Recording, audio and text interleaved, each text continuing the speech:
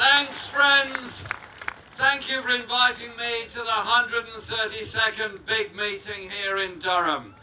We owe a massive debt of gratitude to Davey and all the team at the Durham Miners Association for keeping the big meeting going, for keeping the principle of the festival of the whole community going. The great traditions of the mining union and the mining industry brought together with all the other struggles and joys that we have together. When we do things together, when we're united together, we are very strong together. Last year, I came to speak on a very brief visit because we were running all over the country as part of the leadership campaign for the Labour Party. And I want to say thank you very much for the great reception we had last year. And I want to say thank you because we won the leadership of the Labour Party.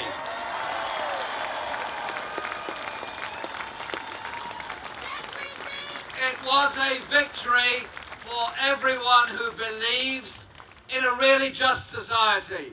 Those that believe that socialist ideas and socialism is the way forward. It was people believing things together. And I tell you this, I consider it the duty, whoever holds the office of leader of the Labour Party, to be at the Durham Miners Gala.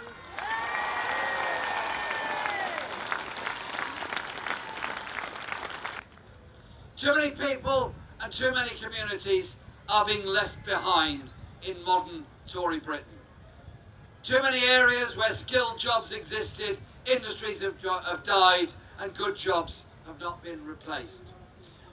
There's a lot of debate about what's happening in the Labour Party at the present time. I'm inundated with questions all the time, and I have patience that is infinite to answer questions and questions. But one I got today really did puzzle me. They said, how are you coping with the pressure that's on you? I simply said this: there is no pressure on me, none whatsoever.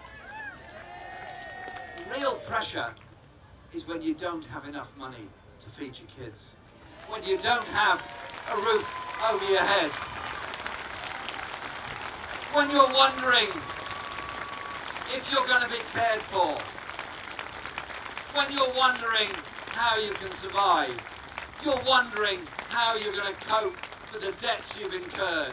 You're wondering if your lovely employer is going to give you a call to give you a couple of hours work, or not bother, or change their mind when you're on the bus on the way to do their job. That is the real pressure in our society. I was brought up to believe that our job was to try and make the world a better place during our life, that our children's generation would have a better standard of living and more opportunities than we had. And they in turn would do the same for their children. The onward march of using and harnessing science and technology for the good of all, not the enrichment of the few.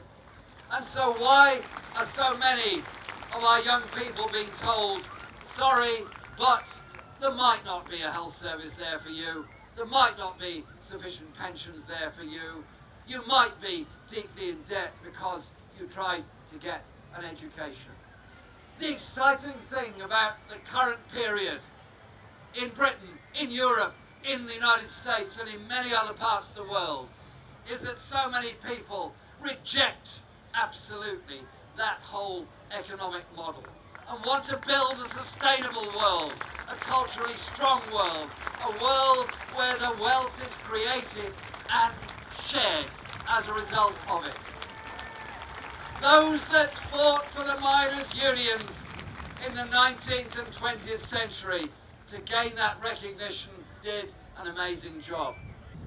Yeah, the mines may have been closed, but that spirit of unity, that spirit of doing things together, that spirit of community lives on in the hearts of every one of us here today at the Durham big meeting for the 132nd time. Thank you very much indeed.